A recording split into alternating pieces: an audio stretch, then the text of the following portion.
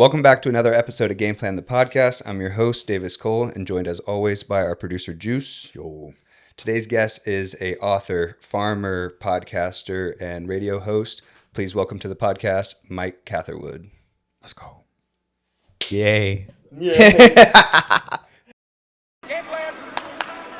Again, thanks so much for coming over, taking the time out of your day. It's genuinely my pleasure, guys. I know I've been on the receiving end of this, and there is this internal feeling of, oh man, I have to be apologetic because this is probably a burden. But for me, I like to have conversations. I would have hoped to have made my living doing so. So for me, this is like a real pleasure. That was like the immediate vibe I got from you, is that like you were kind of paying it forward, of like you've been in my position, our position, and you were willing to kind of come on, help us out, and give us your time. So there's something to that. I mean, yeah, I appreciate it, and I don't want to make it seem like I don't want to aggrandize what I'm doing as if I'm being so charitable. But there's something to that. I think that it's representative of media as a whole, whether it be high-end mainstream stuff or people who are just starting on a podcast. The relatability is what carries people over, because sometimes some of the most successful people aren't necessarily the most technically advanced broadcasters. They're not eloquent, or they don't have the most incredible control of the language, but they're relatable. I mean, Mr. Beast is not the coolest guy in the world, but Mr. Beast is fucking there's never a point where you're watching Mr. Beast with all those explosions and the amazing editing, and his production team is as good as they come. But there's never a point where you're watching him where you're like, oh, he's putting on an act. He's just this guy, and he's fully open about his Crohn's disease and not being great with the chicks and stuff. And you watch him. I watch a lot of these rather successful, younger skewing creators with my daughter. She's 11. And I immediately will put my foot down on some of them, because I'd be like, okay, this chick's throwing on 40 pounds of makeup and doing an act, and it's clearly just to kind of drive engagement. And then this person is being him or herself, and it's awesome, and I support it, and like that to me has always been the most universal factor into people who are really good at this job, is that people can watch or listen and they go, I relate to that guy. I don't necessarily know where that person's been. I can't necessarily pull from my own experience to theirs, but I relate to him because there's a connection. I feel like he or she is talking to me and not trying to be a character, Yeah. That's why I love this format, because like we kind of started it with a little bit of the idea of when you're done with jiu-jitsu class, you'll just kind of hang out on the mat. Yeah. And we felt like we had like really cool conversations with our friends doing that. It was like, we want to just have that kind of energy. I found that that's why fighters, out of all athletes, I'll pump my brakes a little bit. Not out of all. Hockey players also. But out of all athletes, hockey players and professional fighters, whether it be boxers, grapplers, or MMA fighters, they're usually the coolest people and easiest to deal with, even if they're genuinely scary or intimidating, because they're so fucking tired. I mean it.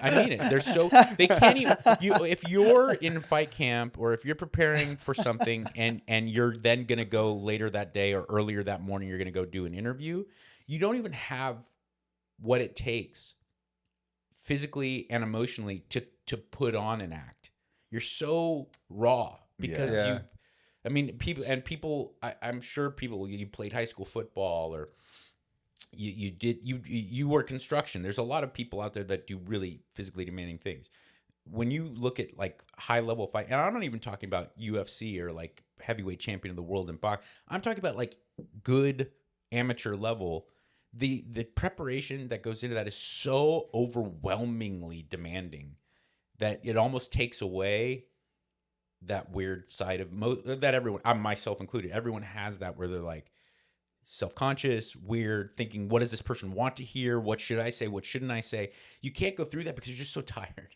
Yeah. And it makes for really cool people. And like I said, sometimes it's not like I want to go hang out with them because they scare me. Valentina Shevchenko scared me, but I loved talking to her. She was a very engaging person. She was very nice. But the whole time she was in the room, I was like, this chick would fucking kick me. Like, if I say the wrong thing, they're going to fuck me up. Dude, going back to, you said you have a farm. Yeah. Dude, when did you get it? And just tell me everything about it. As soon as I moved to Texas, I had a farm. We moved from LA. I was born and raised in LA. My wife moved to LA to be an actor in 2000 something, early 2000s. She's from Seattle. And like every asshole from New York and LA that moved to a rural environment, kind of COVID pushed us over the edge. And less for me about like the political aspects or the medical stuff that you believe, oh, the vaccine is this or that. It was more of what my daughter at that time, who's 5-6 years old, is being put through, not by her own choice. And I had no control over it. I was like, fuck it. And I just left. And I didn't want to do a lateral move and go to like down, move to Congress Street in Austin. And like, I was like, well, I might as well, I live in Venice. And so I was like, well, this is I'm just in Venice with people with accents. It's the same shit, same stores, same fucking culture. I was like, I'm going to rural Texas. And I moved and I bought a farm and I moved and I have goats and donkeys and chickens and guinea fowl and shit ton of dogs and cats. And it's awesome. It's really awesome. It's another one of those things, like I was saying, when you get so fatigued from fight training, it kind of puts you back to your raw state. When they're like anyone, and I like to work hard. I like to go after the things I want in life. So I'm ambitious and I'm hardworking. I without being arrogant. I like to be busy and shit. But still, if you're busy and you're working in any kind of industry in like a more populated kind of metropolitan environment, you have a lot of free time where you're like, what am I going to do now? I got to wait for this person to call me back about the production piece that we were working on. And so oftentimes you fucking Netflix and chill and you doom scroll if you have animals that they're going to die if I don't take care of this, it keeps your life full of meaning. Even if it's not something that's life-changing to everyone else around you. It may not be the coolest. It may not look awesome on Instagram or whatever. My day, from the second I wake up, which I have to wake up earlier than I want to, I have to go to bed earlier than I want to, because there's all these creatures who mean no harm to anything. If I don't step up my game, if I don't meet those expectations, they're gonna fucking die. Yeah. And that makes your life really a little. You go to sleep at night with a little bit more of a comfort of like there's purpose to stuff. I'm interested in how you even transition from like going from Venice to your first animal, and then I imagine it was like a progression. Yeah, and then what kind of like things you learn. Well, the progression wasn't as slow as I would have liked it to be because my wife's an actor, and successful. So she lives like King Joffrey, where it's like, we're moving to a farm, so let's get 40 chickens right out of the gate. I'm like, oh, fuck, we don't even have a farm. We don't have a coop. Yeah. Oh, better build one. I was like, okay. The transition was more dramatic than I would have ever wanted it to be. Damn. But that's part of being a married man. You kind of, and I'm happier for it. During the process, I was like, what, this bitch? But I'm happier for it because I if it was me, I'd have two chickens and a livestock dog, but I have this gigantic thriving farm because of it. Dude, that's awesome. Yeah. What did you do during the ice storm? How did you take care of everything for that? That seems super challenging. It's a great question, and I had no running water for 3 days, and so I went on this whole rant about it because inspired by the freeze. Which was, for those of you outside of like certain state, a couple southern states. This is about a week ago. Yeah. When it really hit the nexus here in Texas, and it was it rhymed. When it really hit its peak in Texas, and I had no running water, pipes froze, and I had to wash all the dishes, all the clothes, give water and stuff to all the animals in a way that was not based in convenience. And you lose sight of it, even if you're not a completely vapid shithead who just lives on Instagram or TikTok. You lose sight of how amazing convenience has become, almost to the point of it zapping away our ability to grow. And I'm now melting snow to give water to my animals, and I'm boiling that snow so that I could wash my own dishes. And I'm thinking to myself, like, fuck. This is very pure. It's literally survival. I'm Yeah. not worried about, oh, well, this water doesn't taste all that good. I was like, well, I'll boil it again and drink it. Well, don't be a fucking little pussy. Like, I got addicted to all of this massive convenience. Now, when the water came back on, everything's back to normal, and I have heat and the whole thing, and I'm not burning. I'm not out in freezing weather with a chainsaw getting logs so that I could then put them in the stove to burn so that I could have heat. I went back to it and I was happy to put on the heat again and everything, but it gave me a real high level of appreciation and stuff. And then I was mowing my lawn yesterday. I have like it's 19 acres. So, I have a big kind of rideable lawnmower, and I'm riding the lawnmower and I'm doing the edging and I'm chopping down stuff, broken limbs on big trees, and I'm chopping them down. And I'm like, how the fuck did my great grandpa do this? Like, how did people in 1870 do this like I'm doing without the riding lawnmower, day in and day out? And it just made me go like, wow, don't get neutered by modern technology, and B, you're capable of way more than you think. You're capable of way more than you give yourself credit for, because all people were capable of way more than you think you're capable of 100 years ago. All humans were way more capable with way less at their disposal. So, like, everything gets that. It sounds Hallmark Channel. It sounds a little corny, but everything in my life gets that burst of like a little pre-workout, where I'm like, oh, I can have my own sketch comedy show because people went to war in World War I in a trench, where their buddies were dying of sepsis right next to them, and Germans were lobbing fucking and they're crawling through tunnels. Like, people achieved way more than you could ever wrap your head around. So you probably could too, Like, dude, you have the craziest stark contrast of like LA life. I mean, what were you doing 2018, 2019 compared to farming and melting snow? Making fart jokes on the radio, for talking to people on Loveline, like getting paid to do what we're doing right now. That's what I was doing. TV, doing entertainment news, which is the most, and I could say this like with direct, objective honesty, also at the same time saying, people make fun of Access Hollywood, Entertainment Tonight, these shows. I was working for these shows, Entertainment Tonight, Access Hollywood. For a long time, I worked at Access Hollywood, TMZ, all these plays. You can make fun because it's meaningless and it's just kind of like junk food for the brain. Yeah, everyone there works really hard and they're really nice people, and no one has any kind of cuntiness to them. And it's like I didn't want to do it as I was doing it. They pay you way too much money considering how vital that job is. Cool, totally true. Everyone I was around was so nice and so happy and just living a quality life where people didn't really have that insane competitive BS that you find in a lot of other walks of life that actually are very meaningful. Cool, I agree. For instance, there's nothing really more meaningful on a global scale or on a macro scale than, say, politics. In a first world country, the people who are running the country, the stakes are super high.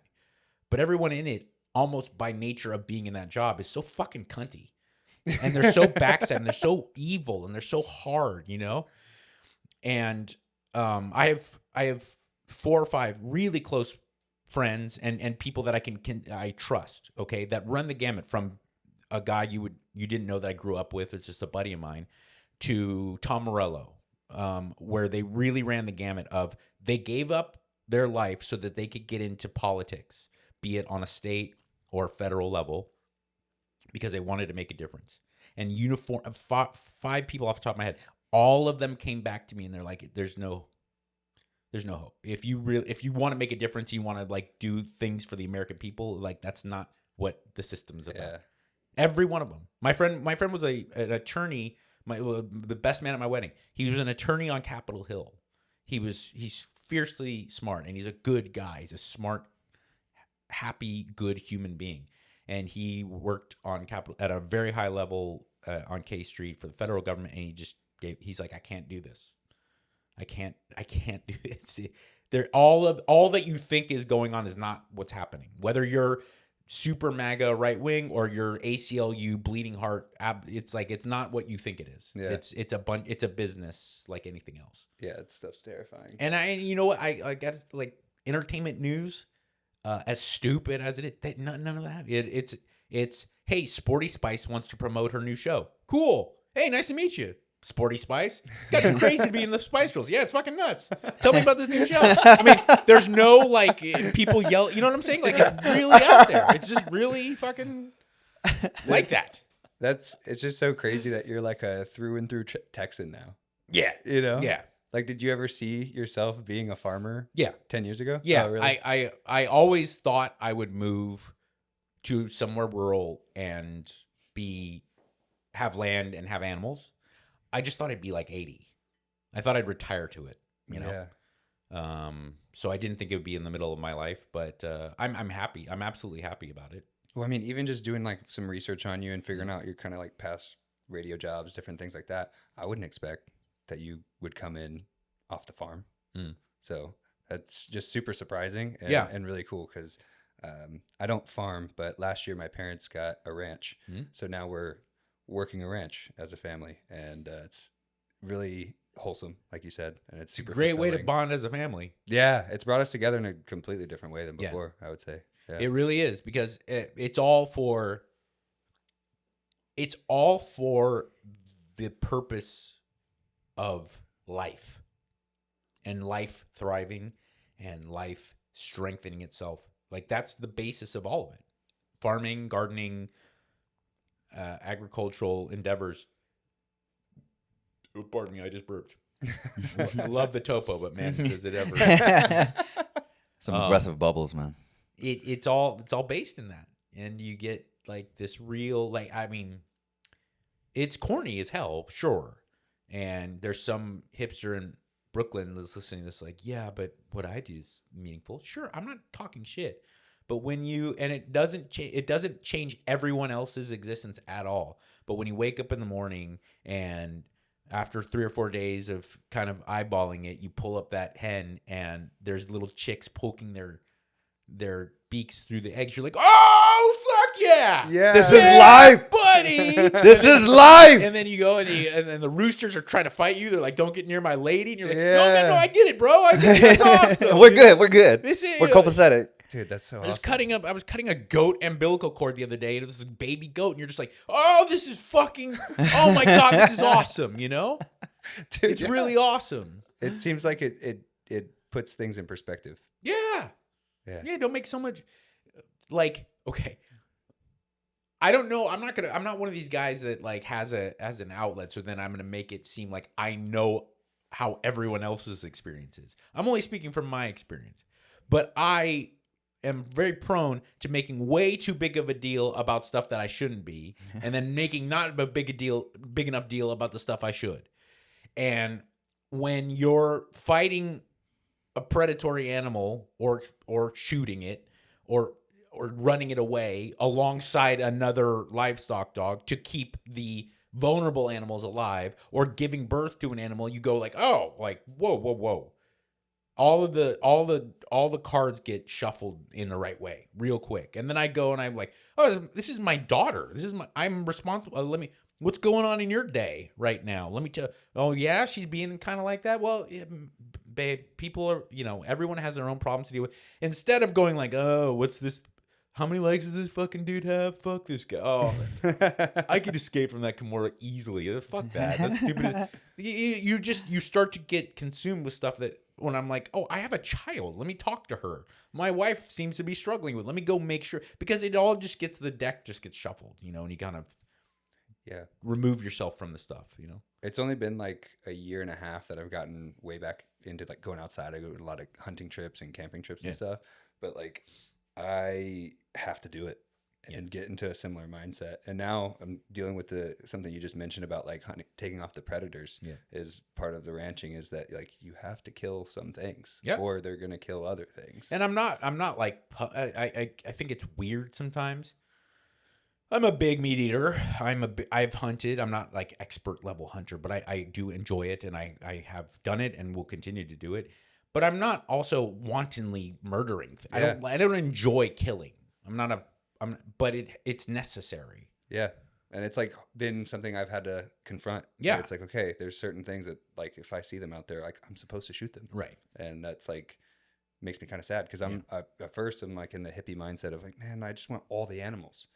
But there's certain ones like coyotes where if they're there around your chickens, you're not going to have your chickens. And there's nothing personal about it between you and the coyote or the chicken, between the coyote and you. Like it just is. That's one thing that I definitely can dig my heels in and say that I've really developed and learned is that everyone has this notion, almost a Hollywood notion, that the universe and nature has an agenda. And the reality is nature is indifferent, utterly indifferent. We apply feelings to it. I have chickens, roosters specifically, that are such assholes. They fight the dogs. They fuck with our cats. They elevate and put their claws into my chest. I was like, well, I feed you. What the fuck? That thing will live forever. I have these sweet little chicks that I love. And sure enough, that one day an owl will just come and gank its neck. It has nothing to do with who's nature. Nature is indifferent. And so you do what you think is best in spite of that. Right before I moved, I was in Venice walking with my daughter. This kid comes up. He's probably 20, young. He comes, hey, man, can I get some money, man? You think I could get some cash? And his eyes are banking around in his head and everything. And I'm a drug addict. I look at him. I was like, oh fuck, this guy's fucked up. Like this kid's really suffering, you know. So I go through my pockets and I give him, I don't know, $5 or something. You know, I don't remember the exact amount, but I give him, and then I stopped and I said, do you have a phone? He goes, yeah. And he pulls it out. I go, here's my number. I'm in recovery. I've been clean a long time. If you need it, call me because you're gonna die. Things aren't gonna end well, and you got to make. And he goes, thanks, man. That's nice, of you, man. Give me. And he walks away, and I go, there's 0% chance that kid's ever gonna call me. He's going to spend every cent that I just gave him and whatever he collects to go get high. And so it was probably meaningless that I did that. And I thought to myself, I really ruminated about it. And I said, I don't think that we should do things that are good or righteous because it's going to change the world. I think we should do it because in spite of the fact that it probably won't. Does that make, you know what I'm saying? Like, yeah. It doesn't change the fact that I feel like that was something I should do, even though there's more than likely it's not going to make one bit of difference. Is that if we all committed to just continually doing it in spite of the fact that it probably won't make much difference, that will change kind of the course of how things are. It's the way I look at it. There was a time and a place where the snakes at my old farm in northern area, like Lago Vista area. Okay. The snakes were just decimating the chickens and the eggs, like eating them up. And the snakes are so smart and so cunning. I had to respect the game, even though I was angry as fuck. I was always like, God, you hid out here and all in the roof for all night just so that you could wait till you can get. When I was not, I was like, gotta respect the game. So I would plug up holes, elevate the chickens, elevate the roost where they were laying eggs and everything. And I was like, okay, this is only going to make maybe no difference, but I should do it, even though it probably it's like you got to try. Yeah, I got to. You got to put in the effort. Or else we all lose, right? If you just resign to people have everyone has evil thoughts, and we're all deceitful, and we're all greedy, and so let's just go with it. It's like, no, kind of push forward, even though it probably won't make much of a difference, you know? That's the way I look at it. Yeah. I feel like if everybody puts in just a little bit of good out in the world, you know, or as much as you can, or as much as, you know, comes to you, I feel like, again, sounds corny, sounds cheesy, but the world will be a better place. Right.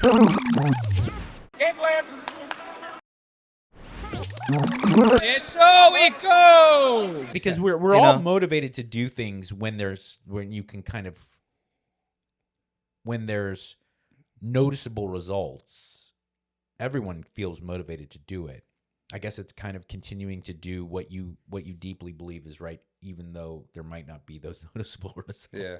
Yeah. It's like working with kids in jiu-jitsu. It's the same. You get, there's things where you could teach someone a technique that looks really cool and they may catch people here and there, but it probably won't make them better overall as a grappler. You know what I'm saying? Like there's the little like catchy submissions where, you know, from half guard you can slide out the back, maybe get them locked down, and then next thing you know, like that little bit of a wristband, and you could tap a bunch of dudes. Okay, cool. That's cool, and you could go home happy that day. You learned something cool, but it's not going to make you comprehensively like a much better grappler. And a lot of the stuff that you teach people that would make them a comprehensively better grappler, and I say this too on the receiving end, like a lot of the really boring kind of monotonous shit. It's like, I don't want to do that. I'm kind of bored. I don't want to continue coming back to, if this is that's the stuff in the long run that I was like, oh, well, at least now I can last 2 or 3 minutes before this ADCC champion taps the shit out of me. You know, like I could see myself growing. I'm not doing this cool submission, but at least I'm surviving when Tim Kennedy puts his fucking forehead into my face, you know? At least I have a way of managing, you know? How long have you been training? 20 years. Nice, dude. I started training jiu-jitsu way before it was cool. Yeah, that's sick. I've been training way too long to be a purple belt. I should be nice. I should be like Andre Galvao, but I'm just not. Should you though? Oh yeah, it's a bad reference. Yeah. I should be Pick like someone else. I should be like a small Nicky Rod. I should be. That's how. Because I started training jiu-jitsu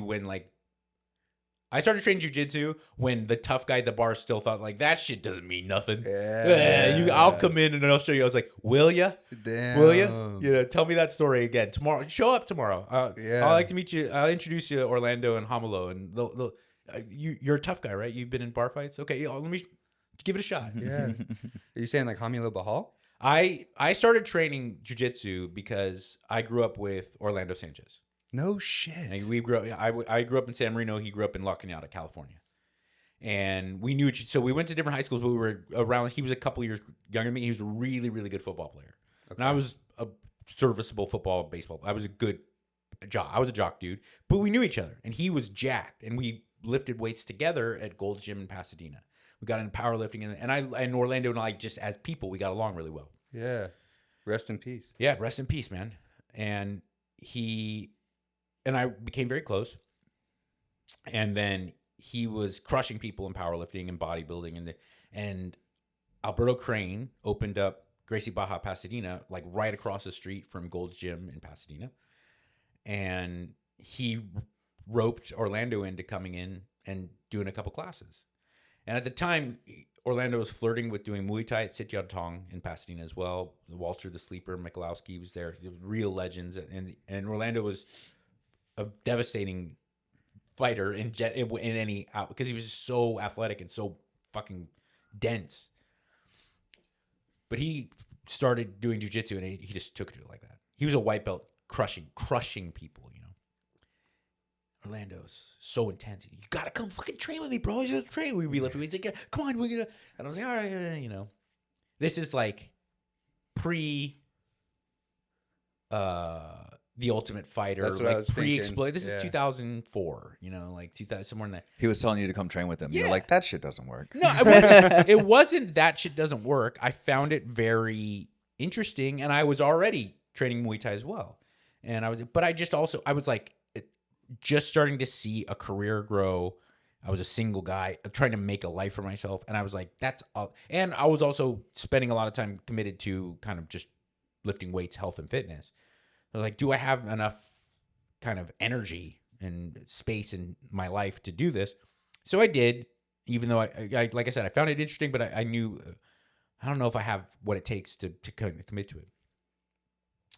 And I wasn't that taken by it for a couple reasons. Not because jiu-jitsu isn't beautiful and amazing, but because a lot of people as white belts or the first couple times they experience the mats, they go in with other white belts or they go in with other people who are just getting started, and then the professor will give them some idea, and then you can kind of fool around and work on technique. My introduction to jiu-jitsu was Alberto, Orlando, and Homolo passing me around like a fucking crack whore and beating the shit out of me. Like occasionally they'd be like, oh, make sure you keep your elbows in like that. And he's like, yeah, now frame like this. I go, oh, okay, starting to get it. And the next thing you know, my arm's behind my head, So I was like, well, jiu-jitsu isn't like the Gracies make it look. Yeah. I'm getting beat You're like, up this all the isn't time. fun. Yeah, and even in Muay Thai, which is clearly a much more kind of initially, it's like a much more brutal endeavor than jiu-jitsu, the gentle art, right? In Muay Thai, a lot of times I was hitting pads, kicking the bag. I was working on techniques, and occasionally we would spar. But even when you're sparring, guys are and touch, and so I would walk away from it like, I get a little bruised, but I feel fine. Immediately from jiu-jitsu, which was the gentle art, I was leaving like my whole body was in pain. Broken. I have black eyes and from guys' fucking foreheads grinding into me, passing my guard and everything. I was like, I don't know about this jiu-jitsu thing. And then slowly but surely, I just kind of kept coming. And the next thing I knew, I was a serviceable blue belt, and then I started to like have a game, and that was 2007 and then I started hosting Loveline. So I was doing the Kevin and Bean show in the morning, 5 to 10 a.m. live on the air, and then 10 to midnight live on the air. So I was pulled in between. When did you sleep? Sometimes I would nap during the day. Yeah. Sometimes I would sleep. I slept at K-Rock a lot. I would sleep at just wake up and come to the Kevin and Bean show. But then I started doing E-News in the middle of that, in between that. Oh, God. So it was cool. I started to be like, I couldn't believe it. I had a career. I could, for the first time, I wasn't balling by any stretch of the imagination, but for the first time as like a grown adult, I didn't have to worry about like how I was going to make rent or fill up my gas tank. And so I felt like I was good. And so my training had these ebbs and flows. And when I was working so much, I moved out to the West. Then I moved to the West. I moved to Venice and I stopped training for a little bit. And then I started training at Crone Gracie's in Culver City out there because Crone's Academy was out there. So then then my training I was training a lot more frequently, and my game came out. Then COVID happened. I could see myself getting better. COVID happened. I stopped training completely, moved to Texas, and I started training at Tim's Academy, the Gracie Almeida. So that's awesome. My favorite Orlando Sanchez quote is like, the higher the socks, the downer the dude. Yeah, the and downer the fool. Down. The Orlando, I loved him, and it's a very complicated experience for me to make heads or tails of Orlando and then also talk about it because we were close. I genuinely cared for him. I experienced him as an athlete so greatly. And then also, I'm a drug addict in recovery. So to see all of those factors play out in him and lead to his inevitable death, it's very sad because what made Orlando one of those guys who I know there's all these like legend weird stories about people who when they pass, but Orlando was a blue belt barely, and he would go to tournaments. He'd be like, whatever belt rank, I don't give a fuck. Whatever I can make with this weight, I'll do. And he would grow, and he would go, and he would smash everyone that came in front of him until he got to, like the Mundial / ADCC level. That's where you'd start to see him have to work harder. But up until that point, he would just go to random tournaments and just kill everybody. It was crazy. And he would walk in smoking cigarettes, and he'd be hungover. He didn't sleep the night before. And he'd just be like, fuck it, bro. Fuck it. That's sweating, and he just crushed people. So shit came that easily to him. And he would train all day. But he would party all day. And there was no off switch for Orlando. He was always go, go, go. And that's what inevitably led to that, That was kind of one of my general questions I was thinking about with you is like being a person in recovery. And I have more questions about that too. But when you're around friends like that, how hard is it for you when you're seeing people go through whatever you went through that led to your sobriety and like still being their friend? Yeah. Because I imagine that's got to be challenging. And I imagine you've seen plenty of people like Orlando. Yeah. Oh, absolutely. And, okay, both from just like my personal life growing up with guys like that, but then also getting into like the rock music industry and the entertainment industry. It was like you're just surrounded by people where they're saying one thing to me, and as they're saying it, I'm like, nope, that's not true. Like, you're going to be dead in 2 months, Yeah. And there's only so much. I never would try to lie to people like, you're doing great. Or when they're slurring their words and telling me like, I've been clean for 6 months. And you're like, oh yeah, I'm sure. I would never be the, you're doing great. Awesome. Yeah. But there's always that pull them aside situation where you go like, it's not, this is your experience. It's not mine. I'm just speaking as someone who's kind of been where you are, and I'm concerned because I don't want you to be dead, because this is a fatal disease. That's all you got to break it down to, is that you erase the feeling, like really erase the subjective side of it, your feelings and your emotional attachment to it. It's like, how does this end? Like, you're going to be in jail in a mental institution, or you're going to die. Let's just get that out of the way. And that goes for people who were really trying hard, and that goes for people who were lying through their teeth, you know? And I never like to, there's a reason why Anonymous is attached to all the 12-step programs at the end, because you should, but when people have passed, I do like to point these out for a couple reasons. One, we all know it's not like there's any anonymity for Robin Williams or Chester Bennington from Linkin Park. But also for all of the people that are listening for YouTube, and then also anyone who may come across this, like that, those conversations were had, and lo and behold, they're dead. My idol in recovery, the guy I looked up to, and I said, I want to be like that, was DJ AM. And he's fucking dead. That's the guy who was doing it so well that I said, I want to be like you. You're so giving, you're so personable, you're so conscientious of everyone else. You don't showboat. He was already a celebrity by the time, I would see him in the rooms. He never, and by the way, there were celebrities that came in and made everything about them, and it made me furious. I wanted to fucking punch their I really wanted to work on some of those chokes that I've been working on. It really made, because there'd be some guy there, he's just trying to piece his life back together, and some celebrity would come in and then do like a 45-minute soliloquy about their experience. And you're like, motherfucker. But DJ AM he would give people rides. He would people you didn't know. He'd be like, oh, you're having a hard time making it? Where do you live? I live in Pacoima. He's like, oh, I could pick you up, dude. What days do you come to the meeting? And I was like, this guy. And he's fucking dead. He's fucking dead from drugs. So I don't say that as like a way of promoting me or my status or anything. I say that because there's far too much kind of after school special, very neutered, very, very sanitized discussion about addiction. And that's the reality. Like the guys who are committed to staying clean, a lot of them are dead. How do you think it's going to work out for you who's bullshitting everybody? Yeah. And taking pills on your way to go pick up your kids from school, washing it down with a glass of wine. You feel, you got it under control. How do you think this ends? So what was like rock bottom for you? What started this journey for you? It's funny. Well, I don't know if it's funny at all. It's interesting to me because I had, and the more I've talked about it with other people who have this experience, this seems to be a lot of times the case. But I had crashed cars. I'd gone to jail. I had my parents really just staring at me, crying, wondering what they could do to help me, and personal relationships, really meaningful ones. People cut me off. I'd had the shit kicked out of me numerous times. I woke up places not knowing how I got there. The whole thing. I OD'd a bunch. I got rushed to the hospital a couple times, and none of that seemed to kick it into gear. And the time when,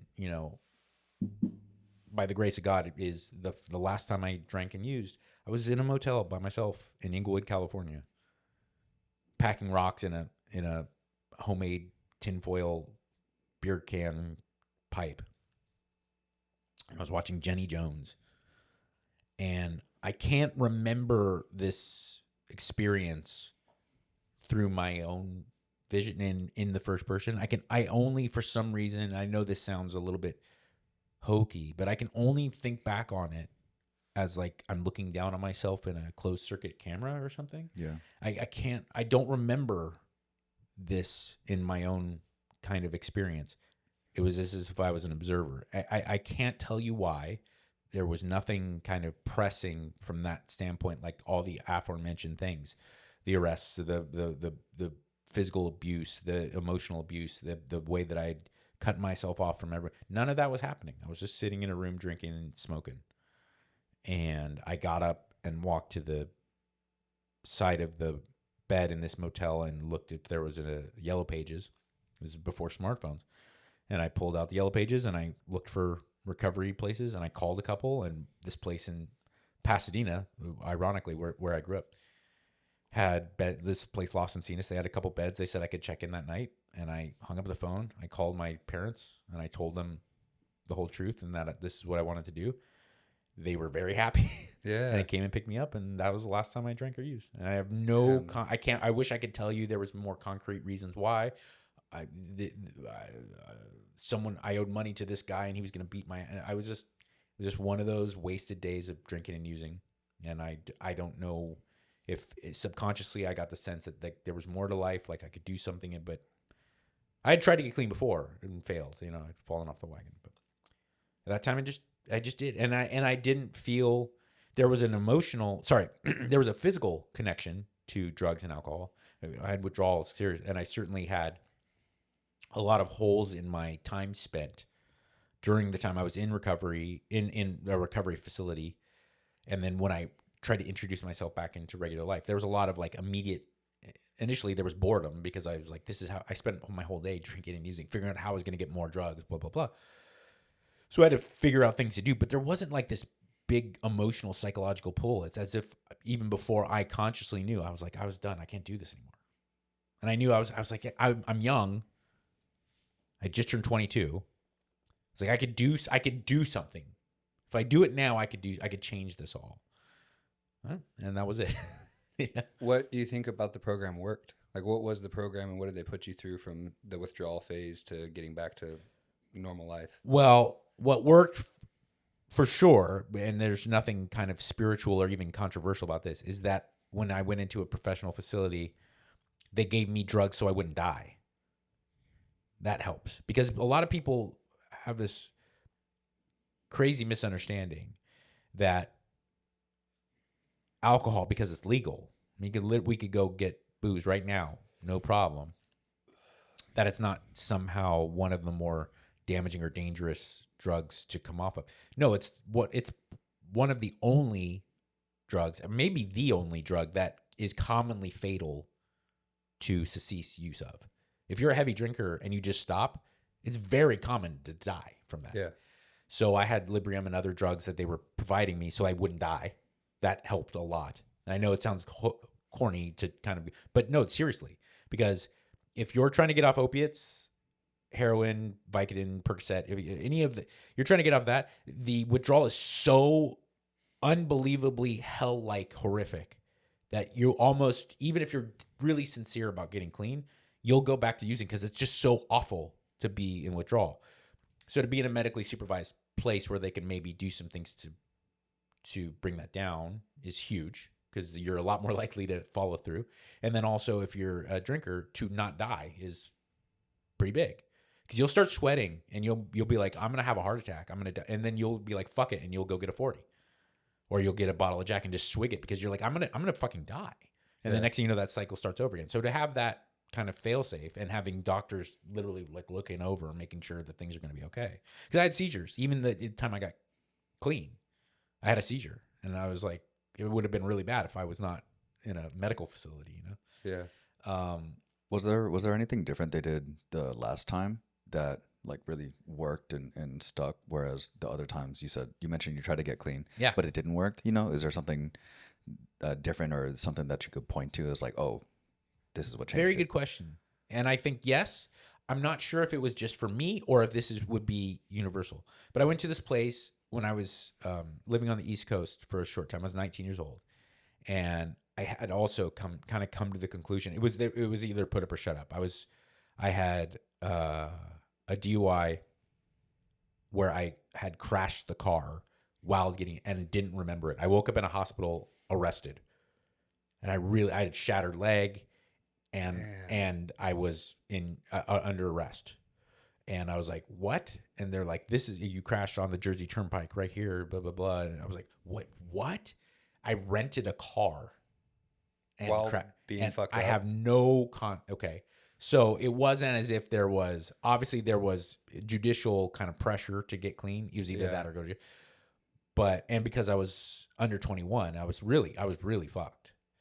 So it was kind of presented to me that I could be on probation and then go get to a recovery center and get clean, and that would prevent me from maybe having like a felony DUI where I'd be in jail for a long time.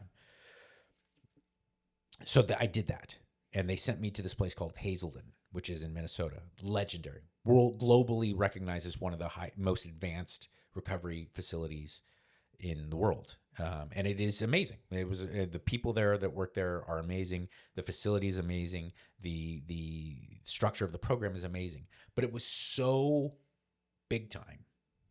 It was so huge that I almost thought I was at this like a resort. Yeah.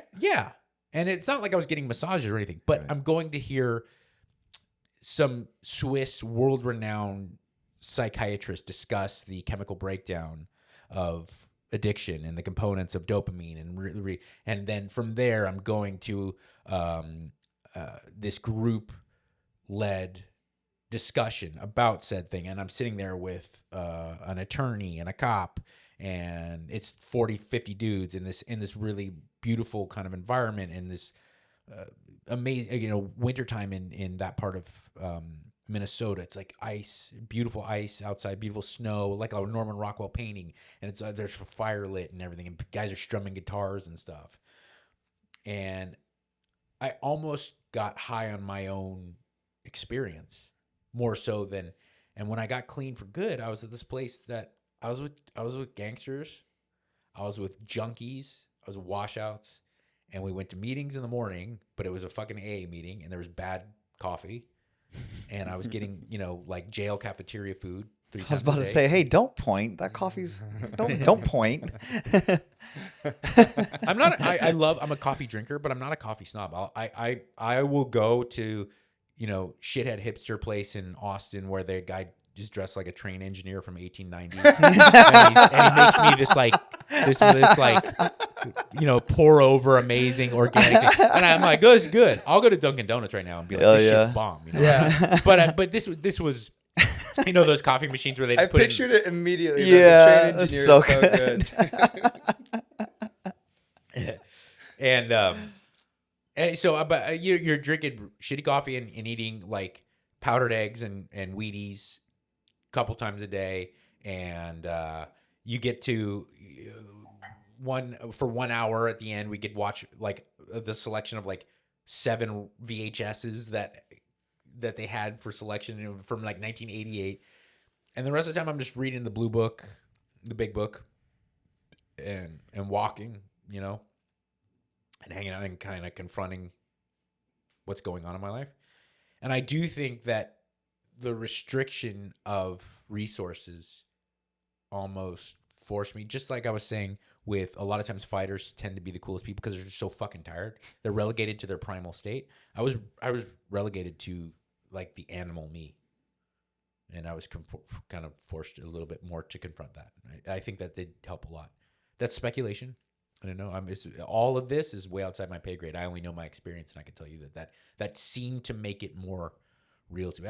There was one experience in particular, because, like I said, when I was at Hazelden, I was whether you look at it as fortunate or unfortunate, I was staying with other guys, other addicts. They all had their shit together.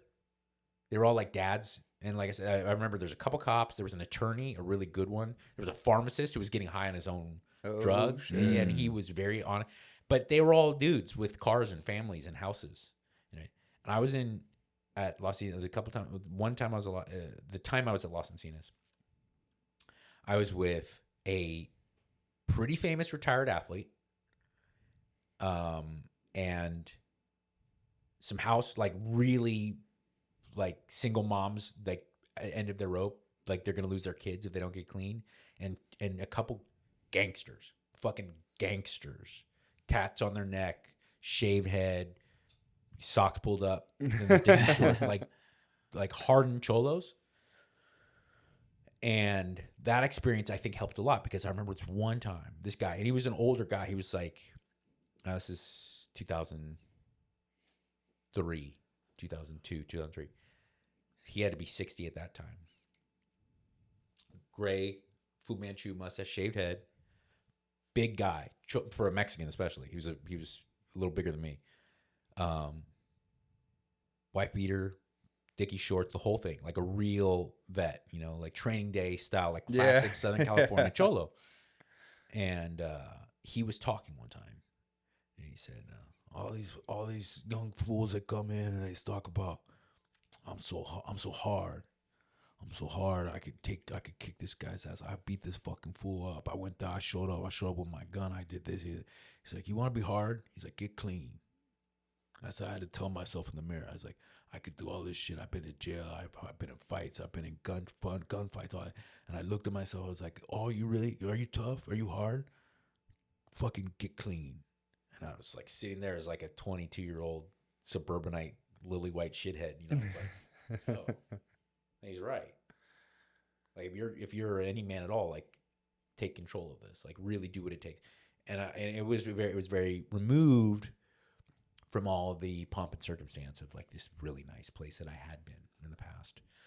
There was nothing medical about it. There was nothing formal or advanced. It was this guy who had a conversation with himself in the mirror, who had been to jail, who had stared death in the eye, who had stared these incredible circumstances in the eye. And he was being so raw and everything. And I was like, dude, you're right. And so it was little experiences like that, I think, really helped me. Now, did you have your kind of radio career before this, or was that all No, I had nothing. I had sobriety? nothing career. Okay. At the time, I was a janitor at a orthopedics lab and prosthetics lab, which was actually kind of cool. Because I'd be like cleaning up and there'd be like a foot. There'd be like parts. Yeah, there'd be like hands and feet. Like body parts everywhere. I'd love to be like, there was dicks and legs. You'd see some limbs, but there was a lot of feet and hands. Like a lot. And I was like, goddamn. Especially, I wasn't fucking with it. Then I put them on. Just but in the closet, like practicing wrist locks. Someone who could barely, I couldn't get anything but a D or an F in basic high school science classes. But so for me to look at and like some of the more advanced like robotic kind of basis of I was just fascinated. But that's what I was doing at the time. And then how did you get into the radio and all that? I was in recovery in an inpatient facility for 60 days. Then I was in a halfway house for 6 more months. And part of the criteria of living in this halfway house was that you had to be employed, and there was a collection. It's really beautiful. This is real community service that I think is powerful, because they had this halfway house had connections with other construction sites and kitchens and coffee shops where they could help. If part of you stay here, you pay the rent, which was very affordable, but you have to get a job. And they had these options for you. They would help you. And I worked, so I was there and I worked at a construction site. And I also got a job at this place called, I don't know if you guys grew up in Southern California, or you? No, from here. Tommy Burger in Southern California, which is it's like a more kind of hipster In-N-Out where they have like artisan burgers, but it's a drive-through. So I worked at Tommy's. And for a little bit, for a short amount of time. Then I got out of there and I started getting I was like, I'm going to get jobs, because my parents said you could live with us. Obviously, we're very proud that you're standing on your own ground doing this. You could, if you're not using or drinking, you could live with us. Because I grew up in Pasadena area. So I moved back in with them, but I was like, I'm now where most of my friends and peers, like they're graduating colleges and living their life and doing stuff. I'm like living with my parents and I have nothing. So I just would take the recycler, the old newspaper, the recycler. There's, like I said, there was internet, but like you had to be really into it to use it. I didn't use the internet at that point. It's 2003. I was reading this and I started working at a rehearsal studio in North Hollywood where I was the overnight watchman. I got a job again at the prosthetics lab, but at a different place that this company owned, but as a janitor. that was what I'd do during the day. And I got a job as a rehearsal studio right out of the gate, and then I would be the night watchman. And that's it. I just started doing stuff. Okay. But I would continually, because I was making, $8 an hour at one job and $11 an hour at the other, And even though I was not paying any rent because I was living with my parents, I wanted to do something. I wanted to get an apartment. I wanted to build my life. But I also was very handicapped by the fact, I didn't know what the fuck I wanted to do. I wasn't one of these kids that grew up I really want to be an engineer. I really want to be an actor. Train conductor. I want to be a trend doctor. I want to be not a loser.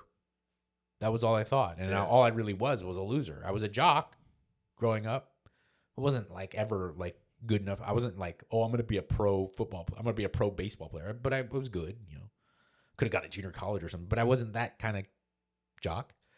I was a terrible student. I wanted to be a rock star, but but I also wasn't really doing anything about it.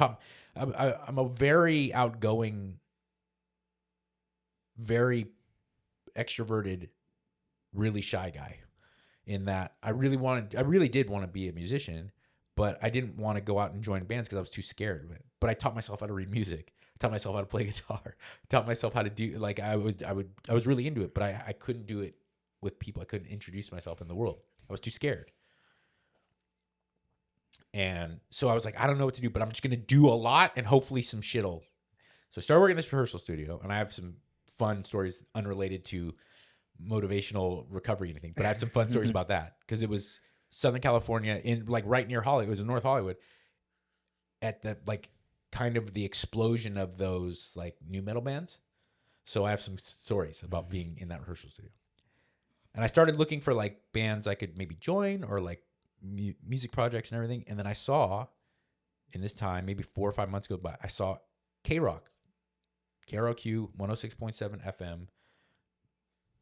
The literal tagline of K-Rock, the world famous K-Rock, because it is a LA local rock station.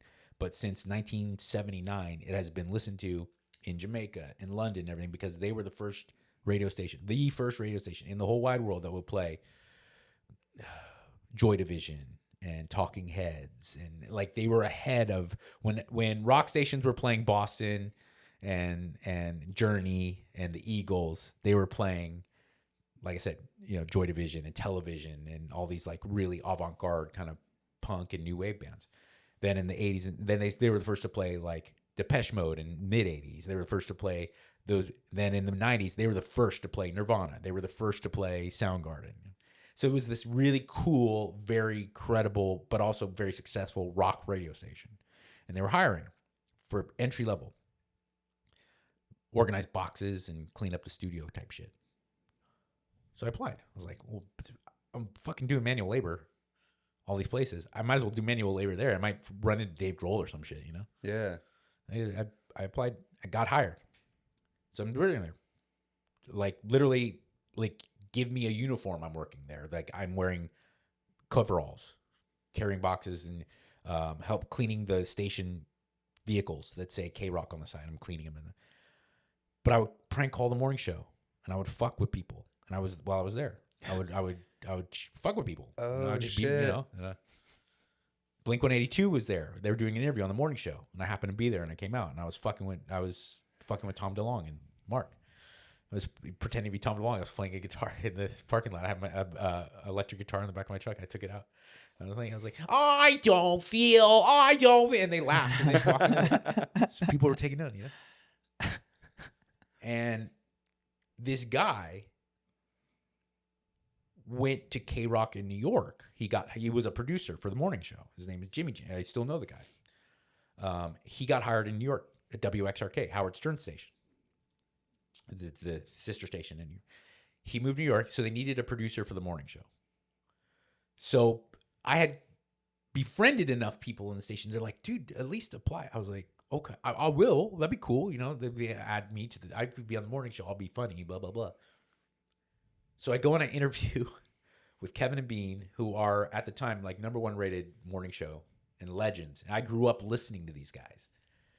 And I sit down and I'm nervous as fuck. I wore a suit. I literally wore a suit because I remember my grandpa told me, he's like, if you're going to ask someone to give you money to do something, you wear a suit and show them you can. But it's a morning radio show at a rock radio. These guys are in flip flops and like Billabong shorts, you know, grown men. They're like, what the fuck's with it? And so now I'm all nervous. I interview with them. They fucking hate me. They hate me because I'm being very serious. Yes, sir. No, sir. They go, do you understand? Did you know anything about digital editing? Do you have experience? I go, oh yeah, so much. I know Pro Tools like the back of my hand, lying out of my ass. They don't hire me. They hire this other guy. I never got introduced to. I never knew his name. But Kevin and Bean, because we became so close later on, they finally told me this story. Like, we fucking hated you. There was no chance we would hire you.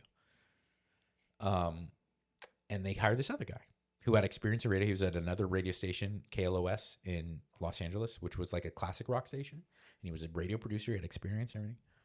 And the first day of his work, he calls in sick because he was drunk. He was all hammered. And he calls, he said, I'm not going to make it. I'll be in there. Maybe I'll be in there around 8 in the morning, but I had a long night and everything.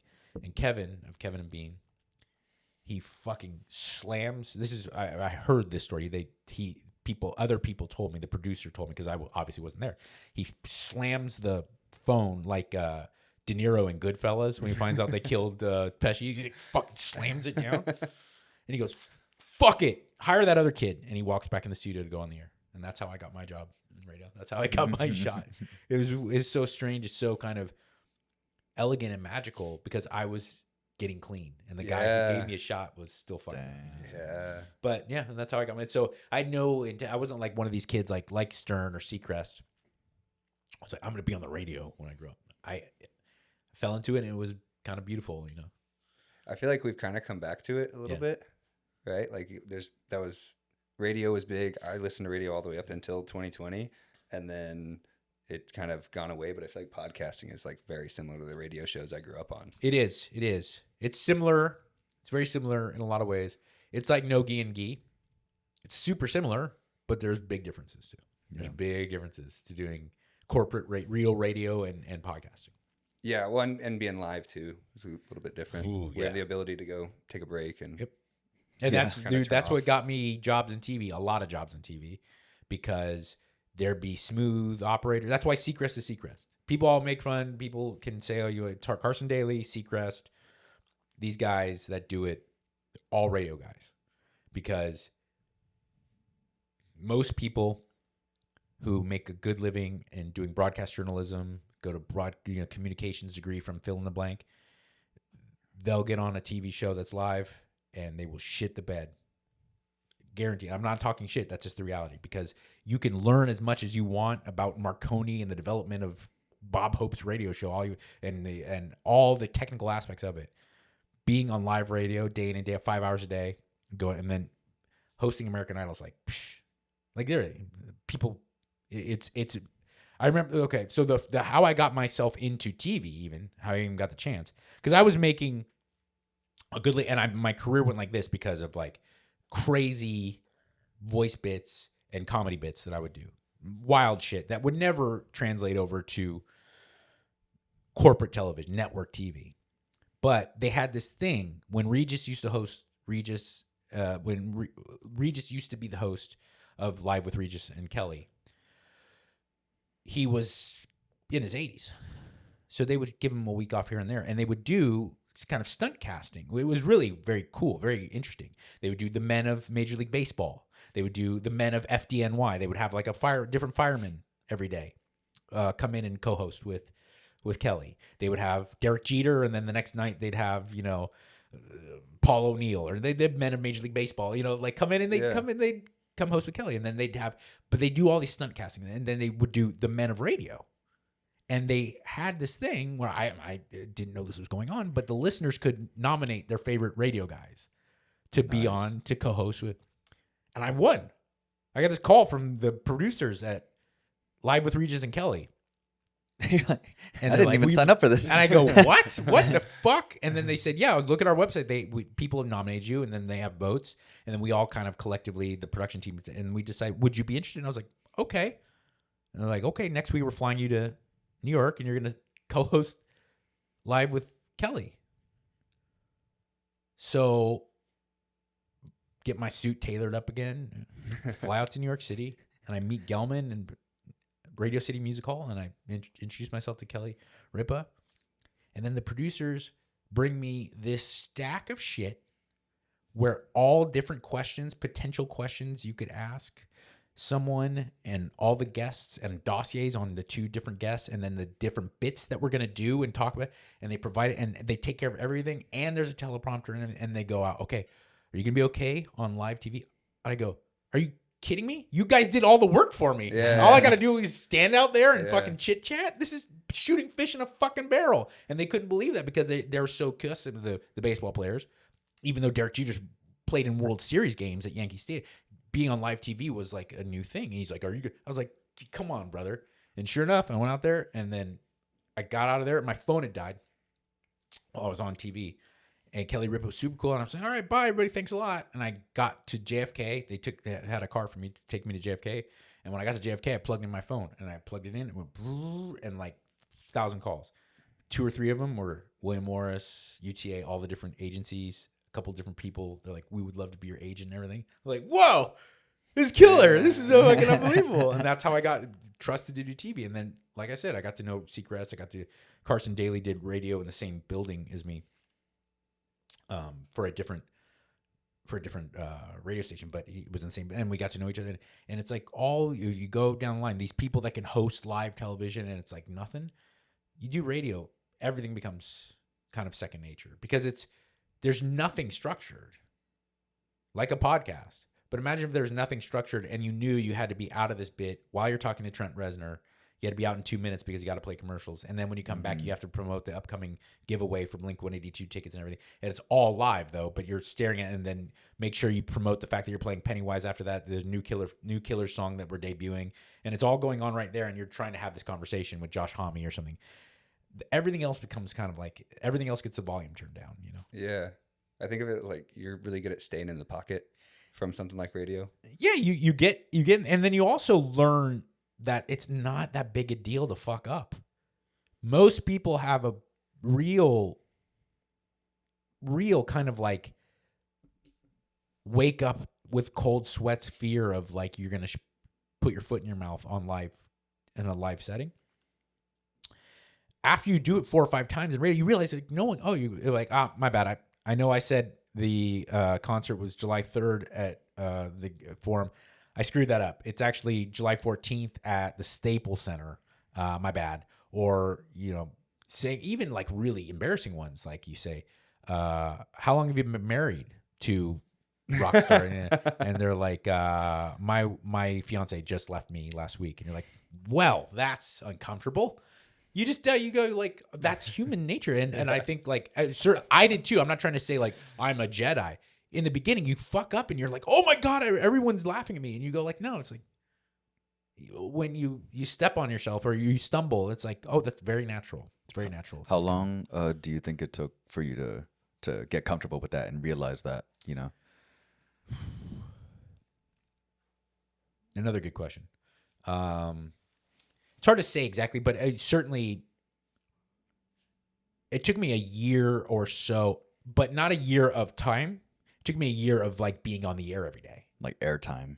A year of like every day knowing when I get to work, I'm going to be on the air. Because there was a period of time where it was like I would make funny pre-recorded bits, or I'd come in to be a correspondent about something going on, like a live event or something.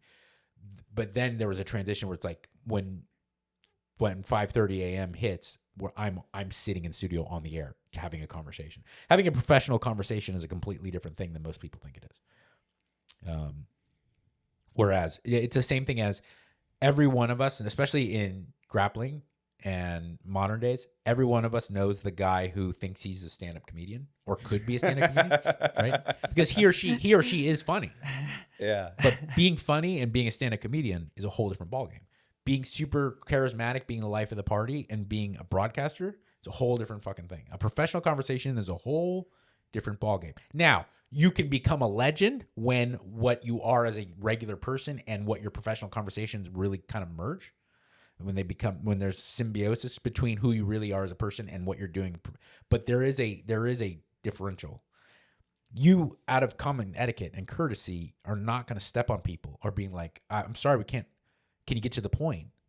But it's kind of vital in a professional conversation setting. For instance, I have talked 90% of the time I've been here.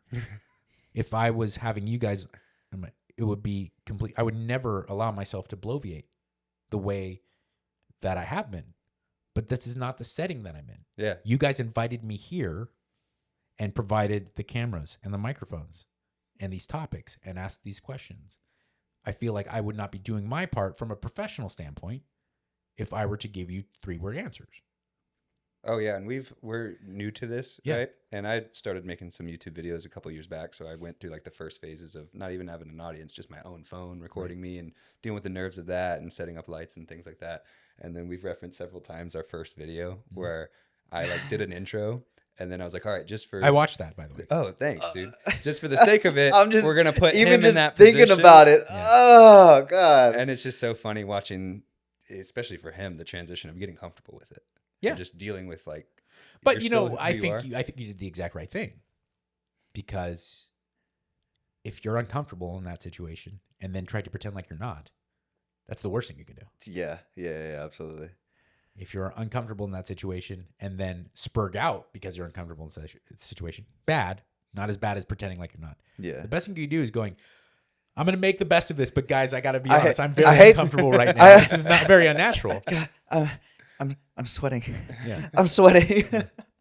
Something I'm thinking about with all of this, Yeah. totally different with podcasting. We don't have any constraints really. I mean, there's like the platforms we put things on, and I'm sure they have some constraints, but I don't think we've talked about anything on any of our episodes that are against their guidelines kind of thing. Right. But I imagine on radio, what is like the government organization that's monitoring you, and like FCC. what are the rules? The FCC. FCC and Yeah, what, they're like what very kind big of no-nos. They're more limited than people think. I think it's like draconian idea. Like you like the government's telling you what you can and can't say. No, but you can't perpetuate ideas that haven't been conclusively proven. Which is, you saw, I believe ABC News, George Stephanopoulos, the Trump administration sued him for a very good reason. He made claims that he didn't say allegedly. He didn't say, there's reports that he said President Trump is on trial for charges, and that's not true. And ABC had to pay millions and millions of dollars. And I'm by no means in a position where the government, the President Trump is listening to what I say. But that's something that I talk about greatly, is I think a lot of these, especially even the good ones, like political-based bloggers and things, it's just the Wild West. And there's so much problem is that a lot of the news that we're taking is just like, wait, what? That's not. If you see mainstream media deceitfully pull ruses on us, and this is not a partisan statement, that happens in both, but you see them doing it within the rules. It's very interesting. So they won't make claims that here's a good one. That young man, again, this is not part of political. I'm just pointing out an instance. The poor guy who got shot in Minnesota recently, and shot and died, killed by the ICE agents. Right? I think they were actually immigration agents. Either way, you know which one I'm referring to. Right? yeah. MSNBC put up a picture of him, and they like doctored Yeah. him because they knew that it would make the audience engender more sympathy towards him if he was handsome. So they didn't break any rules by the FCC, but it was deceitful. Yeah. So they're playing within the rules that they've been given. They didn't claim he was handsomer. They didn't claim he was a CrossFit champion. They just tanned him up and they made his jaw a little more square. Joe Rogan was under some suspicion of giving out bad advice during COVID about vaccines and whatnot. So CNN put him up. They didn't say ivermectin is ineffective. They didn't say. They just put up a picture of Joe Rogan who claims he uses ivermectin and antibodies and things like instead of the vaccine, and he's gotten better. But then they put up a picture of him and they made him green and made him like sickly looking.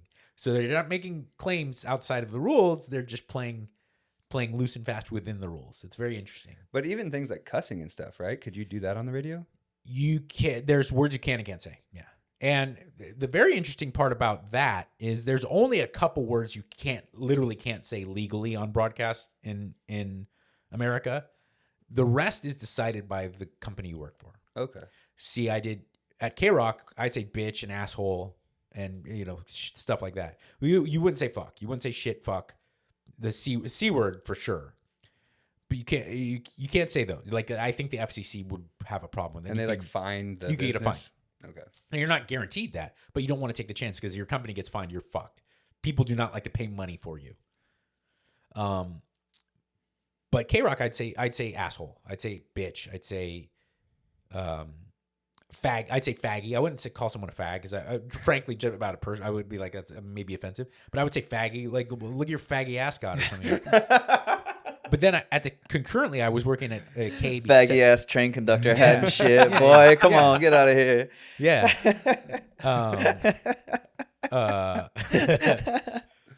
I just felt so mean. Oh, I know. It's a tough so one. mean. But it's okay. Faggy and cunty are the two words because I don't like to say the C word. I feel like I'm not like some male feminist, but I would never. I mean, that's hard. Like you're like, oh, dude. Yeah. But I'll be like, well, she was being all cunty, and I don't even feel any. When you add a Y, it's like I have plenty of cutesy. I would not. It's play.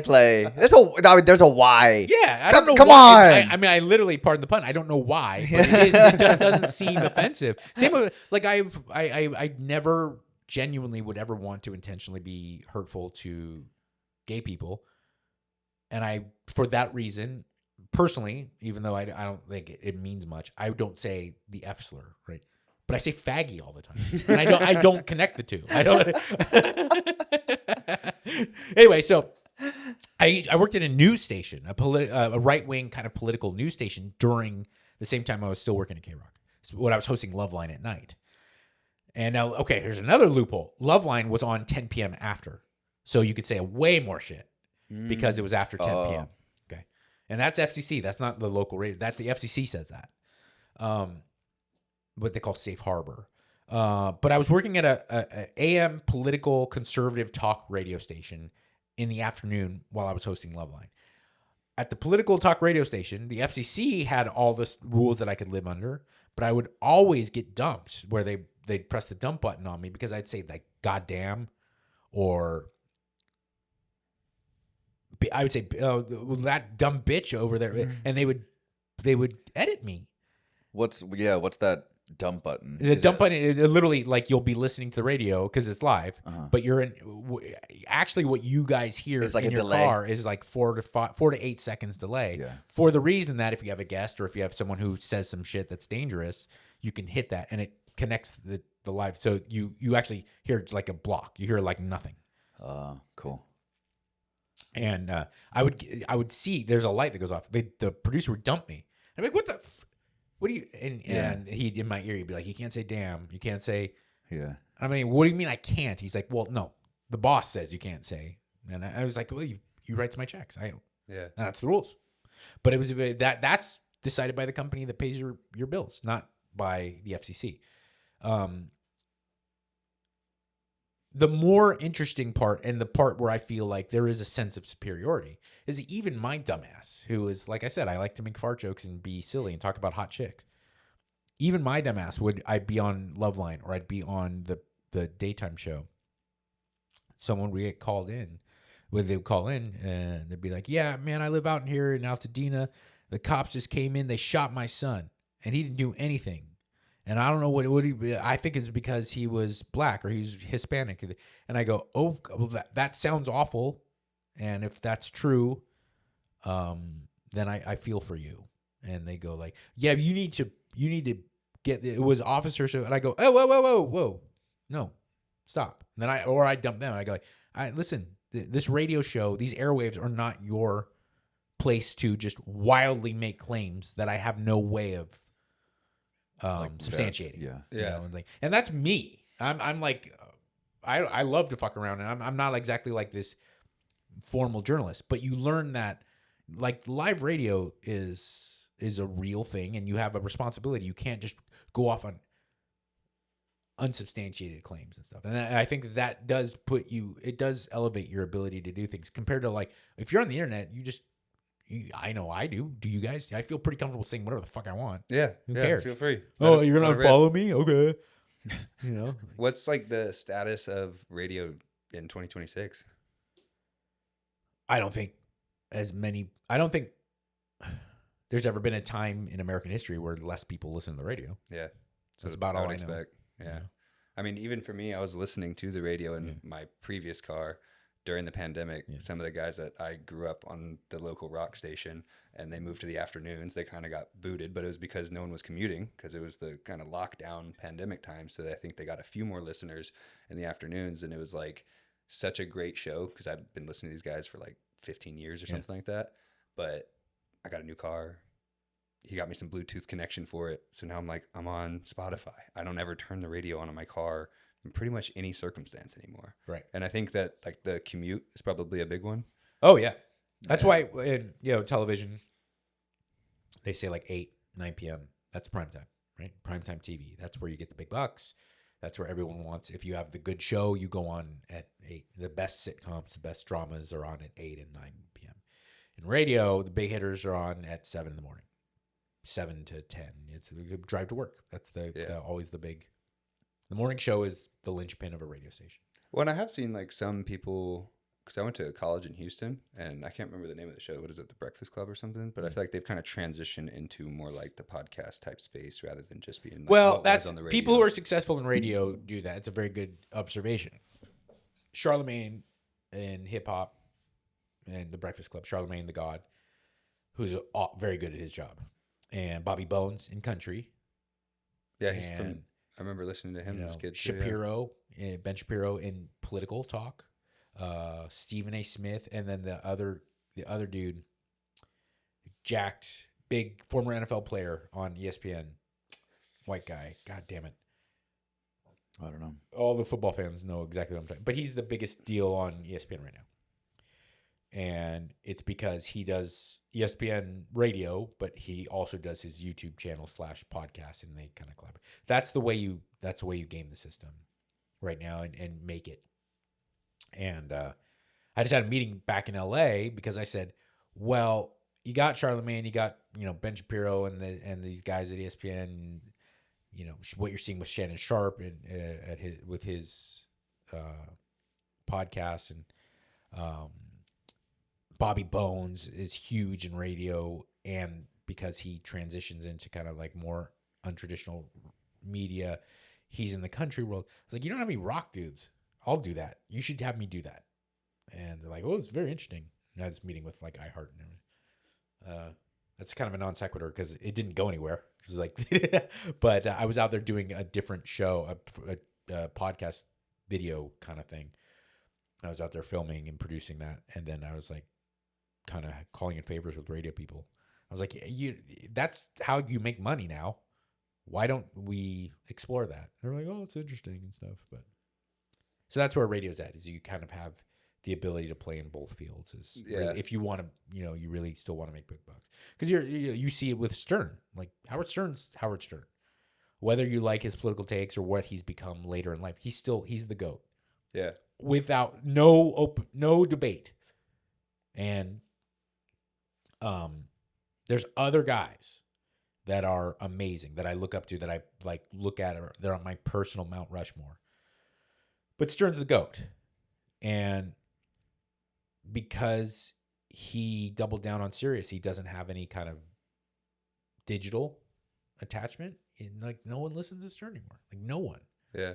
And it's not because he's not amazing. It's because the relevance to modern media is just not there. Does he have like exclusivity with them that prevents him from doing his own like platform, building out his own platform or something like that? It's a good question. It's a good question.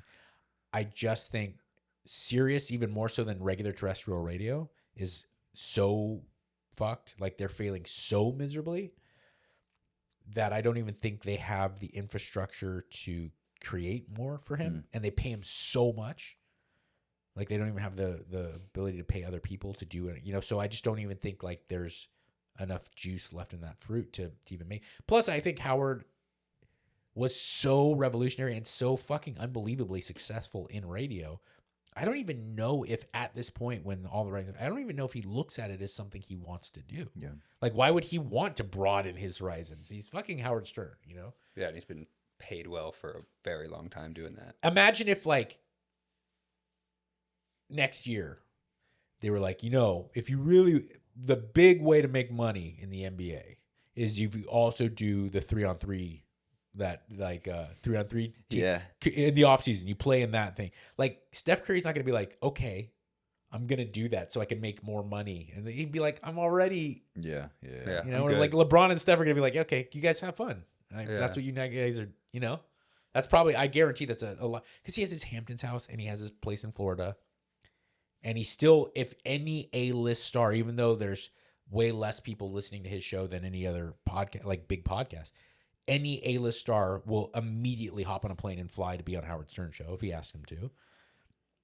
I got to look at it from his perspective. He's like, oh, well, okay, maybe things have passed me by, but I'm still me. Yeah, that makes sense.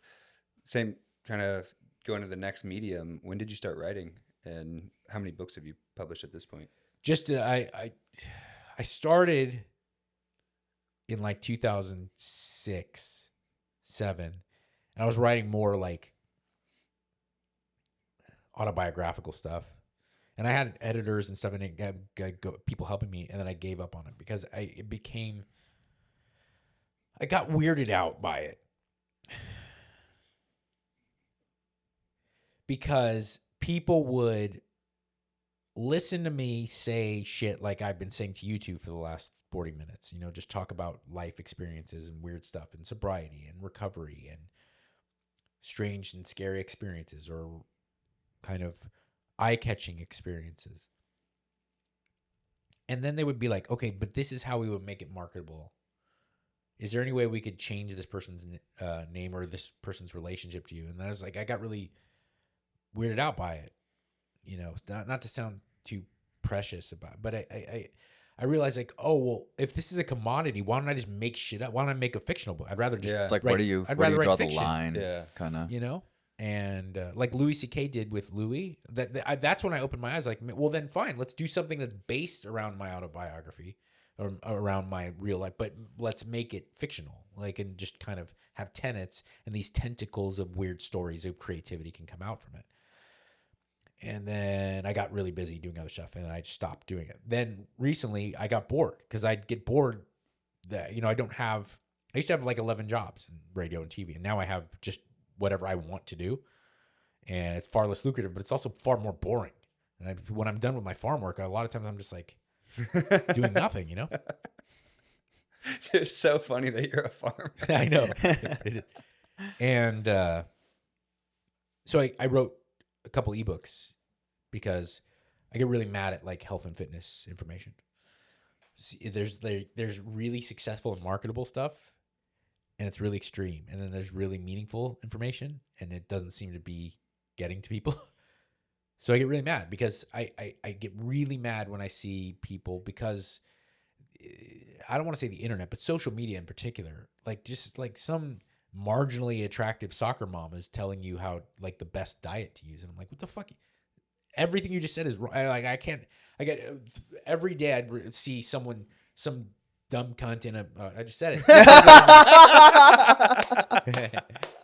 Some twat in like blue light removal glasses in the middle of the day telling you that rice is toxic, and I'm like, shut up, you dumb bitch. No. I was like, have you ever heard of Korea or Japan where there's like 3% adult obesity, that they eat a metric ton of fucking rice every day? Shut up. I was like, no. We had Tyson on, and they were talking about their fight camp, and it was like no grain, no something. And I'm like, I can't. And look, from a reductionist standpoint, if you're 230 pounds, you want to fight at 190, fine, don't eat it, because it's very hard not to overeat rice and breads and stuff like that. But that's fine, and I get you. And if I was preparing someone to make weight for a fight camp, and especially if we're talking 20, 30 pounds, instead of having them cut water, I'd be 6 months ahead, be like, yeah, cut out the bread. Let's just keep it to meat and maybe sweet potatoes, things like fruits and stuff like that. Yeah. That doesn't change the fact, like, it doesn't mean that rice and shit is unhealthy. It's the most universally eaten carb in the world is rice with almost zero allergen activity. And it's purely digested. It's fantastic. It's very hard to undereat. I will give it that. It's very hard not to overeat rice. But like I said, there's about 6 countries that seem to do a pretty fucking good job at it. How about you just don't put Yoshinoya teriyaki sauce on top? I bet you it would be a lot easier not to overeat that shit. Calm down with the yum yum, bro. Like, damn. I eat rice every day. You know, like, even when I was getting shredded, I ate rice. I used to have a sponsor that they've now changed company, but it's a Troponin Nutrition. It used to be First Detachment. He is a very successful, very smart bodybuilding coach and strength conditioning coach, Justin Harris. And he had these shirts that would say steak, rice, repeat, or chicken, rice, repeat. And then with a little bit of guidance for me, he made one that was the Miami Vice logo, and it said meat and rice. Yeah, and nice. I was like, that's how people got shredded and jacked for all of eternity. Get some good, solid, really nourishing protein sources. Get some rice, the vegetables that you like, and press repeat over and over and over again. And don't eat too much. I always tell folks it's like it's a blessing and or a curse depending on how you look at it. But I have zero problem eating the same shit over and over and over again. It's absolutely a blessing. You know what I mean? I'm a committed, super strict fitness guy that is very concerned with my abs and the size of my bicep and my deadlift and the whole thing. Okay. But I'm a foodie. I grew up, my dad's overweight, but also he's the president of Southern California chapter of the International Wine and Food Society. And he grows wine grapes and stuff. And I grew up in a world where I was very appreciative of, and I also grew up in probably the most diverse environment in the world. I mean, I'll take the Pepsi challenge. I grew up in a place where a European-based white guy is by far the minority. So I had a very, very high appreciation for not only cuisine, but global, like very international cuisine. And I love food. It doesn't change the fact that if you can get comfortable eating the relatively same thing over and over again, you can just make little switches to the same shit. Like I had oatmeal and egg whites for breakfast, but I have it in my car. I'll have ground beef and rice. Okay. This time I'll have it with like some salsa, and, you know, I'll make it more of like what I grew up with, you know, like a Hispanic kind of thing. Couple hours, I'll do it again, but this time I'll put maybe some coconut aminos and soy sauce, you know, or maybe I'll choose shrimp instead, and maybe I'll do like a sriracha, you know, but it's the same shit. Okay. Then before I go to bed, maybe you do like a marinara style, like a nice tomato based, or you could do like a French bouillon base. It's the same thing, but you can put a little bit of twist on it and get comfortable eating that. But people have to be. Here's what people need to understand, and I don't know about in life. I'm not going to be one of these guys that like understands pumping iron and eating, and then means that I now understand self-help and how to fucking solve the problems of the world. I don't. But when it comes to getting a body or performance that you want, you have to do a lot of stuff you don't necessarily want to do. And what I do mean by that is I don't mean do stuff that's torturous, but everyone that I work with that isn't like a competitive athlete or shredded already, they always fall back into like, but I don't want to take hard-boiled eggs to work. I go, oh, well, you don't want to be fat, do you? Okay. Which one do you not want to do more? Like there's a lot of, I don't want to fuck only one chick. I don't want to. I want to fuck all the girls that I find attractive. But I'm married and I do what I don't want to do. It ends up being better for me. It is a net positive. I don't want to. You know, like there's it's just what do you want to do more, right? Or what do you want more? But how about don't look at things through, ever look at things of what you don't want or what you want and don't want. Do what's right. Yeah. I had a chicken the other day. I loved this chicken, but its eyes were all foggy. And I kept trying to feed it different like tinctures and medications and everything. And then it started, and I'm like, fuck. And I knew it had some type of like airborne avian kind of thing. And I didn't want to. I did not want to. I loved this bird. And it was sweet. And it was still walking around. And it's going to get all the other birds sick because they live in contained environments. And it might be, there's a real good chance it's suffering greatly. Yeah. Even though it's not showing signs. And I walked over to the fucking garage and I had tears in my eyes and I fucking broke its neck. I didn't want to do that. There's nothing about it. First off, I'm not a violent person. I didn't like the feeling of it. I didn't want to do any of it. It was the right thing to do. I want to go home from here. I want to get P. Terry's. And then I want to go and sit on my ass and maybe explore some of these video games that I see all these young kids play. I go get down on the mats and I hear these, I was like fucking Modern Warfare, Gears of Pacific Theater, fucking blah, blah. And I'm like, that shit sounds dope. That shit sounds like, look at the draft. Hell yeah. That shit sounds pretty dope. I want to do that. I'm not going to do either of those things. I'm going to eat the fucking rice that I made and the ground beef, and I'm going to go to the gym. That's what I'm going to do. It is neither of those things are what I want to do. While I'm doing it, I will end up being happy and feel is positive, even though initially it's not what I want. Like this hedonistic addiction people have is fucking crazy. Yeah, what's like your biggest beef with like Ozempic, for example? It's funny you ask that. I don't have one. My biggest beef with it is not the drug itself, and it's not it's the. Oh, here I go again. I'm going to do this just for you guys. The cunts that all my British and Australian friends are like, oh fuck yeah, mate. Yeah, you fucking cunt, mate. All the vapid idiot whores 4 or 5 years ago, every one of them that are famous, they have a platform to speak to a lot of women, and it was 4 or 5. All these women, it doesn't matter how big you are, you're beautiful at any size. Yeah, I'm thick, but oh well, I get the guys, and they all want, and I'm juicy, and I'm thick, and I'm bad. And don't worry, don't let him paint you into a pigeonhole that you have to be thinner and anything. They're all 75 pounds lighter, and none of them work out. And I go like, oh wait. Good for you. If you want to lose weight, that's awesome. And you took Ozempic and that helped you control your eating. But fuck you, though, for giving me this bullshit that you were so comfortable. Big and beautiful edition of this magazine, and you're on the cover with your fucking fupa flopping out. Good for, fine. If that, I actually go like, what amazing mental health that you have. That awesome. But don't feed me that shit when as soon as you could find a way to lose a bunch of weight without doing the work, you did it. That's the only problem I have, because I find it hard. I find it infuriating in one way that most of my colleagues or my friends that are in the health and fitness industry that really understand what they're talking about, a lot of them say like, you're just not willing to do the work, so you're taking Ozempic. Okay? You're taking any type of agonist, the GLP-1 agonist, because you are not willing to just diet and exercise. I go like, not a crazy point, but aren't you on TRT? Don't you take ephedrine? So shut the fuck up. And didn't you take a bunch of fucking pills for hair loss because you're taking Tren? And didn't you know what I'm saying? Like, and aren't you taking an SSRI? Like, yeah.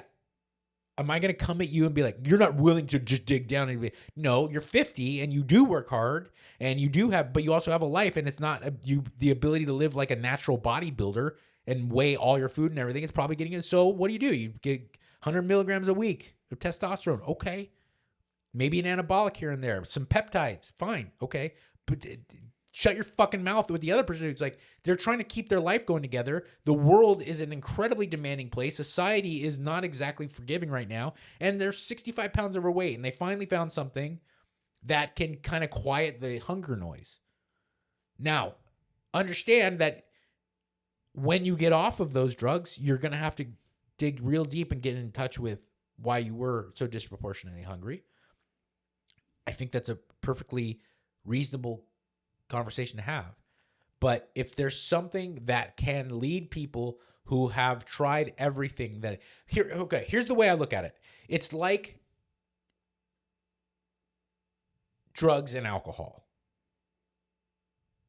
Because it's not like you take these drugs and they make you thinner.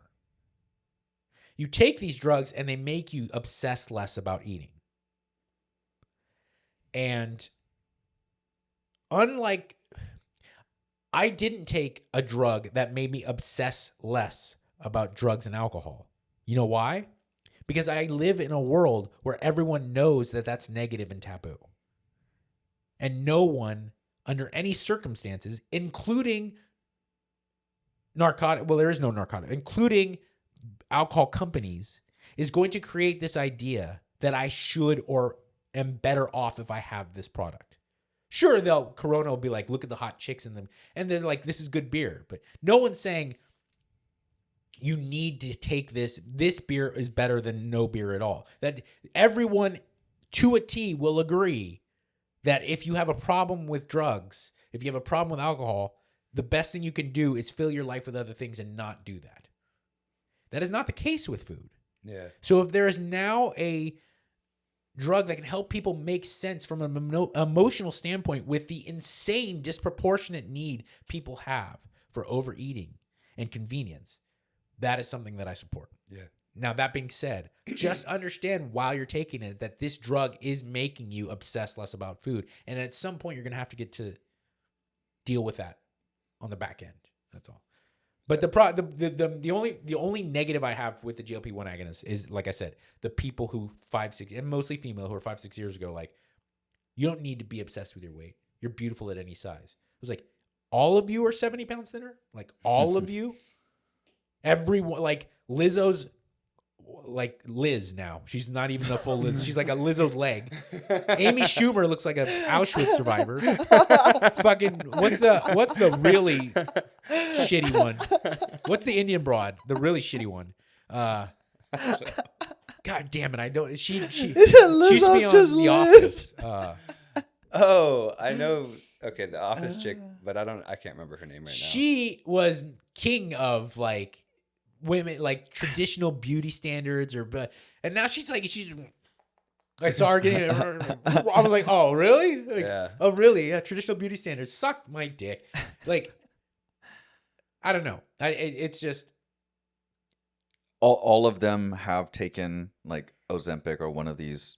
Oh yeah. Things. Yeah. Yeah. You know, because you know how you know?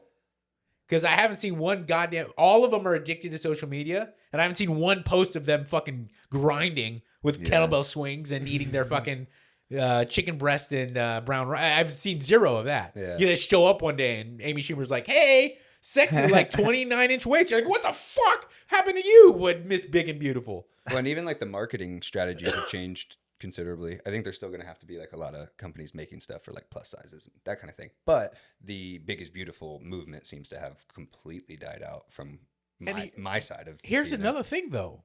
I don't disagree that Big is Beautiful, because we are not like, I get really mad at this, like, typically more right wing, and it's a lot of it is in the grappling community, like this typically right wing MAGA kind of manosphere thing, where they're like, people are just looking for excuses. You just need to sack up. You need to deal with that. I go, like, in many ways, it's truth in a lot of parts of the world, but it's at one center of it is that obesity is not a character flaw. It's not a moral issue. You know, that's what people seem to misunderstand. Is like, when people say Big is Beautiful, I go, like, I agree, because you're not an inferior human. Yeah. But let's not kid her. Like, when a woman wants to put on extra makeup or get boob implants or something because it makes her feel better about herself, it's like, that's neither here nor that's her personal decision.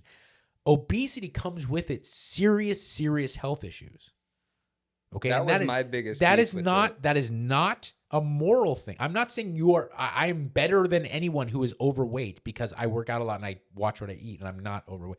But I will say my blood sugar and my propensity for diabetes is much lower, and that's a very serious thing. I have children, and my blood pressure and my blood sugar and my internal function of my organs, and that's all I'm saying. It has nothing to do with my morality, my character, whether or not I am better or worse in any way. I am just saying that from a health standpoint, it is a good thing to do. That's all there is to it. So when people say Big is Beautiful, I go, yes, but Big is probably not a good idea.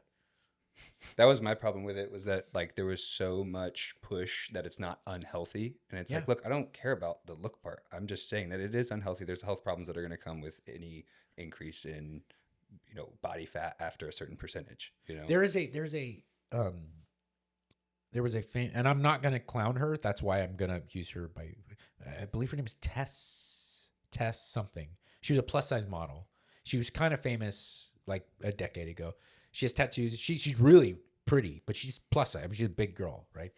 And I saw an interview with her a while back where she was saying, people say they look at my size, but if you took my vitals, you'd realize I'm actually in perfect shape. And I go, okay. My father, very overweight, just survived cancer. He's 83 years old. He's still 200 pounds overweight. My dad's been fat my whole life. They always go like, how the fuck? Because he doesn't have high blood pressure and he doesn't have like super high blood sugar and he doesn't have diabetes. It doesn't make sense, right? But my dad was my age when he could play catch with me for like 40 seconds and then had to take a seat. My dad would probably be fucked if, a car like malfunctioned and it got left in gear. It was rolling down the car and there was kids in the car. He's not running after it. It was like if there was some shit that popped off and my dad needed to lift something up and carry it to the okay, you could say, well, as of right now, I just went to the doctor. They say I'm fine. I go, yeah. What if I pushed you over right now? You break your fucking hip. You're 30 years old. You break your hip. You're not fine. You know what I'm saying? Like when life hits you in the face, you're not fine. Your shit isn't going to be able to. You're not going to be able to behave when your back is pressed against the wall because we're not living in Pompeii. You're not Caligula where you can just live your life in a fucking feathered bed for the rest of your, have people fan you and bring you your food. Some shit's going to happen where you're not going to be fine. You're not fine if you're a certain amount overweight. That's all. Yeah. Well, dude, I think we can call it there. Thanks so much for coming on. Do you want to plug your books or your anywhere where your asshole? That's the only this whole time I've been thinking about that. He's like, finally, my chance. I wonder if it's got the same beard. Spread it apart nicely. And me and him are gonna high five. Bing. I'm gonna go bring me some fucking rice, dude. Yeah. I'm getting hungry. Bring me some rice, go. bro. Are you Korean? I'm Filipino. You're Filipino? Yeah. Wow. You don't look Filipino, but that's nice. Bro, I meant to send you this reel, and it was like another Filipino guy that the Filipino uniform is just jerseys. Because today is an exception. He's almost always wearing a jersey every day. You know why? And I didn't know that was a whole thing. I kind of didn't either. Well, I think I don't know if it's you know what I'm saying. Like that's funny because you probably see it, but Filipino men probably have a look because they're usually they're like that. It's like Mexican guys. Like all cultures have a thing. Yeah, you don't see Norwegian guys. Like we wear a lot of like baggier sweats. Like no, because they're 7 foot fucking tall and they're like Filipinos are almost always like stockier dudes. They have bigger necks, bigger shoulders. So unchokable fucking necks, dude. Unchokable shit. That's the grappling and squatting. You're always like when you like an Asian guy gets introduced into it, and you're like, oh fucking cheater. Yeah, it's like a big dick contest, and the black guy walks in, and you're like, oh fuck, come on. Fair.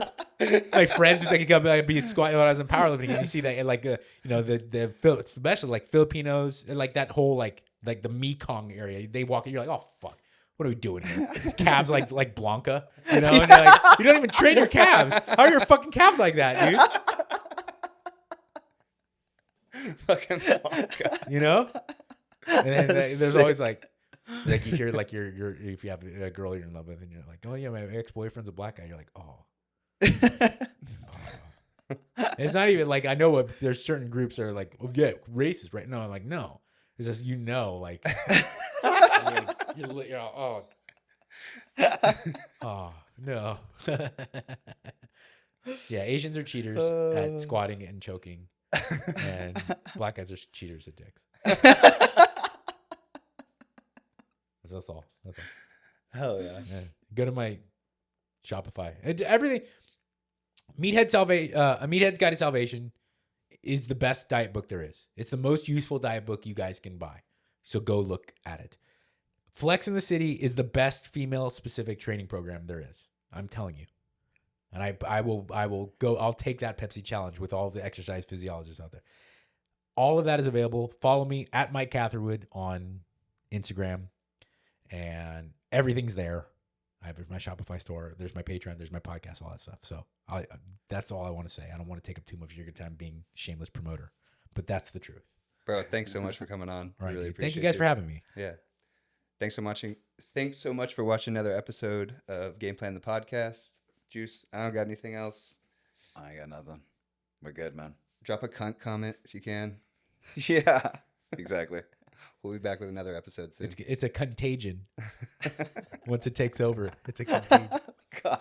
That fucking piss. That was sick.